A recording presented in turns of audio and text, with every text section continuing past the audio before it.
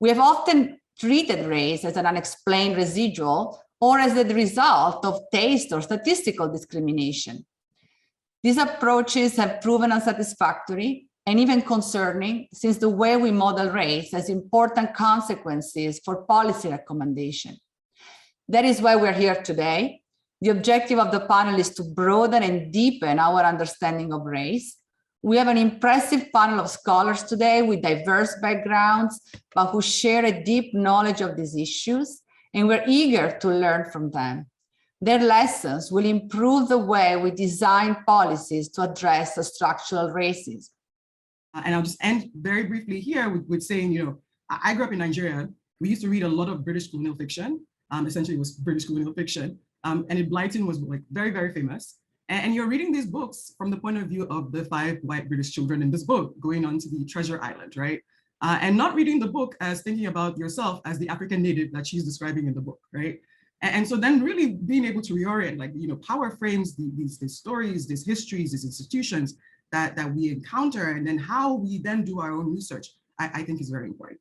I'm just gonna put this up here. This is exactly why we need more diversity. You don't know what you don't know. You know, our experiences from our research, and exactly why we need more diversity in the economics profession. And there are really great Black economists that have been doing and kind of banging this drum for years. So I'm glad we're having this conversation right now. Thank you.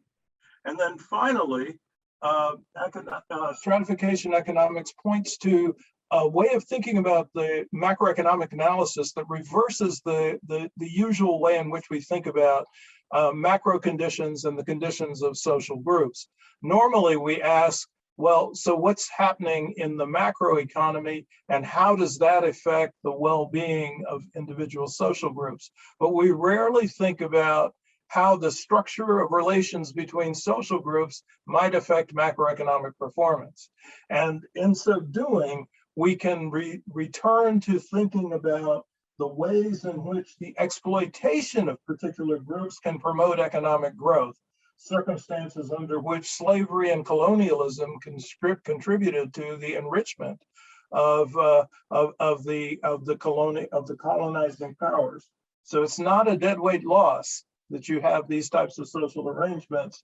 There is somebody who clearly benefits. What's important to note, and may seem obvious to an economist, but it is actually not obvious to a sociologist, that discrimination is an act being perpetrated by an individual who, whether autonomous or not autonomous, is actually making a decision that's going to hurt somebody else. As a sociologist, I find it quite common and natural to study discrimination from an institutional perspective, and what I'd like to offer is that economists should consider this perspective as well. Institutional discrimination, we define in a paper in the Journal of Economic Perspectives in 2020 as differential treatment by race that is either perpetrated by organizations or codified into law. And the key issue here is that it does not require either a contemporary actor to eschew association with others or aggregate on the basis of group traits. So economics has the tools to understand that, but the problem is sometimes when we're very kind of, you know, some people are very, what's the word, resistant to examining history and examining sociology and examining institutions, and then they stick to just one version of the model of the kind of nice, general, wide variety of models that is available to us in studying incentives as economists.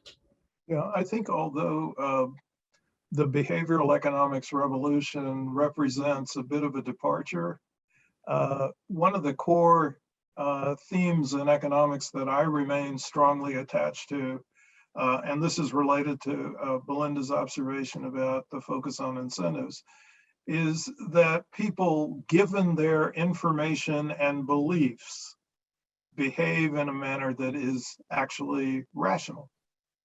And that the activities of social groups that are comprised of individuals are typically can be understood as being rationally motivated from the standpoint of the collective interest of the members of that group.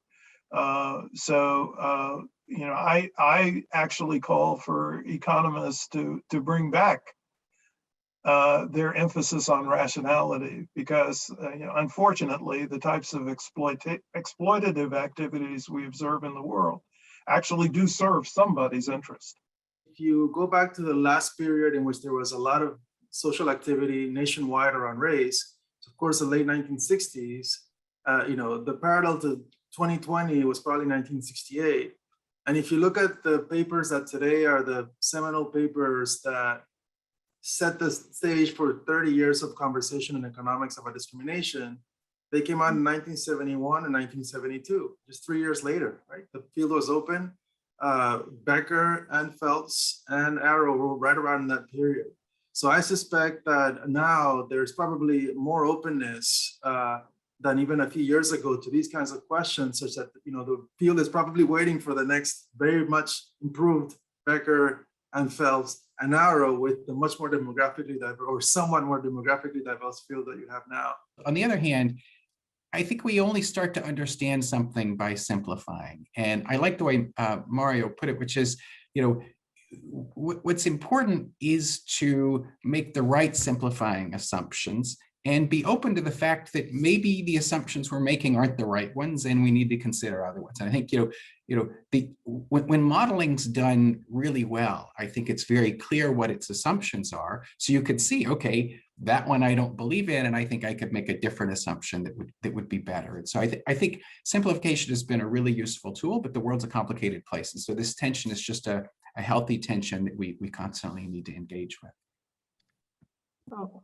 Maybe we give a little more thought to the assumptions before we charge up our macro model in the form we're familiar with. I want to go back to Sandy's invitation to join the work, to join the literature, and use Belinda's words actually from her initial presentation, which was, you don't know what you don't know.